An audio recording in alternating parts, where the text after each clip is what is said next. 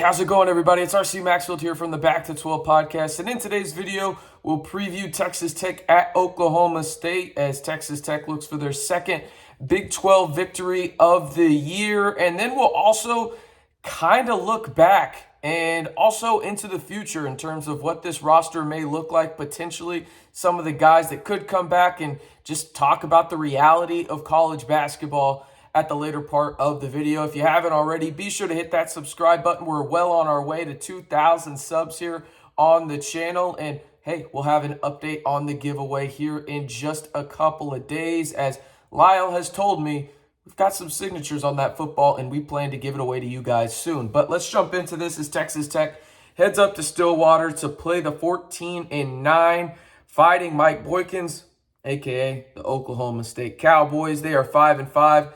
In conference. Texas Tech comes in at 12-11, 1-9 in conference. And it was crazy. I was just looking back last year at this time, right? And you look, they played Oklahoma. So I'm recording this on February 7th. Texas Tech was 18-5 at this point last year. 18-5.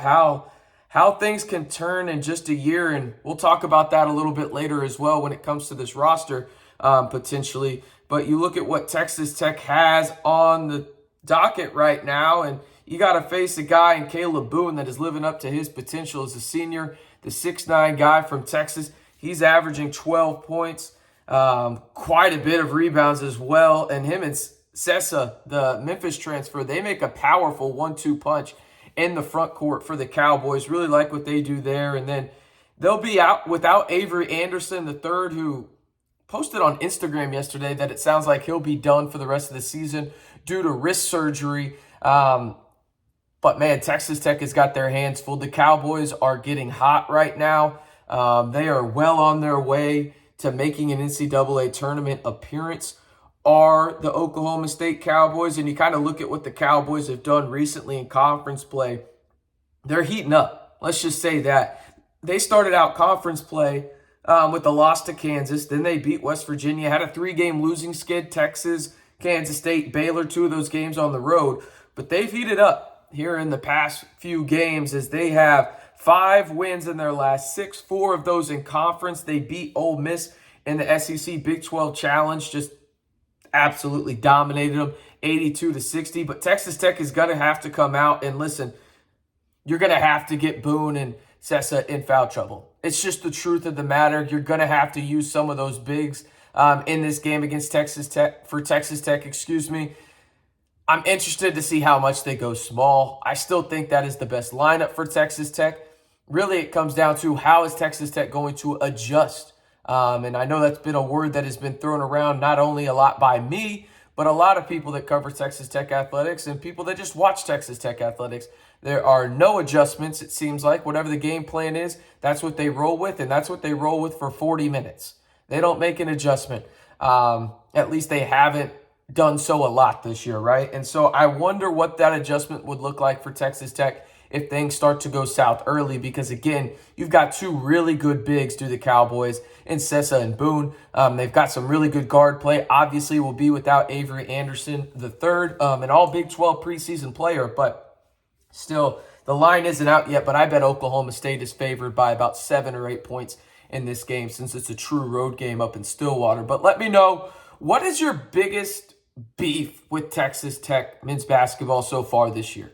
Like, what is it? I feel like there's probably about 10 to 12 things that you could have beef with this team and this program right now. But I kind of want to hear from you guys and let me know down in the comments below. All right. You saw in the thumbnail we were going to talk about the future a little bit, and I did want to do this because I want to talk about some of the eligibility, and I want to be real with you guys about modern college basketball. I hear all the time, hey, RC, like, who do you think's coming back next year? Have you heard any whispers of so-and-so going into the portal? Listen, I'm not going to speak on what I've heard about people going into the portal. I don't think that that's fair to anybody. I will talk about the eligibility aspect of it and the reality of this program and where it stands right now, and really just college basketball in general, right? So first, let's start with college basketball in general. It is the day and age of I want to see if the grass is greener on the other side. And it's not always greener on the other side. Sometimes it is for guys, right? Sadar Calhoun, perfect example. It is greener on the other side for him at Drake. He's getting meaningful minutes up there. He's playing a pivotal role for the Bulldogs up there, right? Now there's other guys that transfer out of Texas Tech and you kind of never hear about him again, right? That doesn't mean they're not having success at their other school. Maybe they just went to a lower level. But the grass is not always greener on the other side. But here's the eligibility rundown for Texas Tech in terms of how many years they have left and who I think, could potentially see the portal. By the way, spoiler, I would probably suspect that everybody around the country, it's kind of good business in terms of guys going to see what's out there. They can always come back, but it's just kind of good business. I know some people are upset about the loyalty aspect of things. Well, that's just college sports now, like it or not. Guys are going to see what's out there. Some guys won't, good for them, but other guys will, and they're going to see what's out there and see if there's a better situation for them.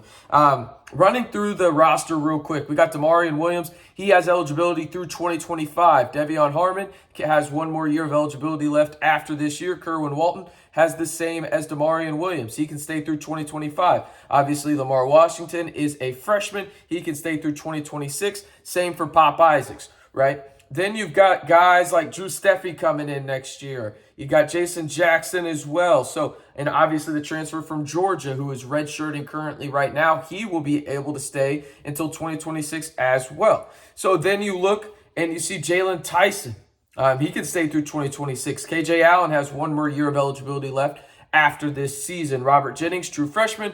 Elijah Fisher, true freshman. Then you got Kevin O'Banner and Fardaws. It's going to be their last years probably in college basketball, right? Then you got Daniel Bacho, who has 2 years of eligibility left after this year. Listen, the state of this program and the future of this program, I feel like there's a lot of question marks. Believe the rumors if you want to on social media. It is what it is. Some are true, some aren't. It is what it is. That's kind of just what rumors are, right? Some of them are true, some of them aren't. You got to do your own research to figure out which is true. But the state of this program moving forward in terms of the roster is, I think it will look vastly different. Vastly different next year. You hope you can keep guys like Jalen Tyson, guys like Pop Isaacs, Lamar Washington moving forward. But the current state of college athletics is this, and I'm not trying to be harsh. I'm not trying to be critical or anything else. I'm just trying to be real. It's a moving game. Like it is what it is. People are going to go in the portal and see what's out there, whether that's due to NIL, whether that's due to more playing time, better situation, whatever it may be. This is the reality of college basketball. I think it's a good thing in some regards, but I do miss the loyalty aspect. And hey, this guy's going to play here for 4 years, whether that's, a Keenan Evans, Noren Sodiase, Todrick Gocher, those type guys. I miss that. But also, this is modern college basketball, and every year the roster will look different. Perfect example was last year even for Texas Tech. They had 4 or 5 true impact guys come in through the portal last year. That's just college basketball. And so I think when you look at the future of this program, again, a lot of question marks around it. I'm excited to see if Texas Tech can keep guys like Pop. Jalen Tyson is a building block in my opinion. So is Pop Isaac. So is Lamar Washington. So are down the line, right? But there's a lot of question marks. And I don't know, it just continues to get bigger as the season goes on, because it seems like these guys, I wholeheartedly agree, these guys work hard. I get called out on that on Twitter sometimes. It's like, no, I know they work hard. But just because you work hard doesn't mean there's going to be results. There's another team that's working just as hard as you on the other side. That's just the reality of sports. But I am excited to see what happens with this Texas Tech program moving forward. There's no doubt about it, though. This has been a rough year, and it looks like it's going to continue to be one. But there are some bright spots. Jalen Tyson, Pop Isaacs, Lamar Washington, so on and so forth. And I'm interested to see what happens from there. Again, I'm RC Maxfield, reminding you one more time for the latest Texas Tech news and rumors. You know what to do. Hit that subscribe button to stay in the know right here on the Back to 12 podcast channel.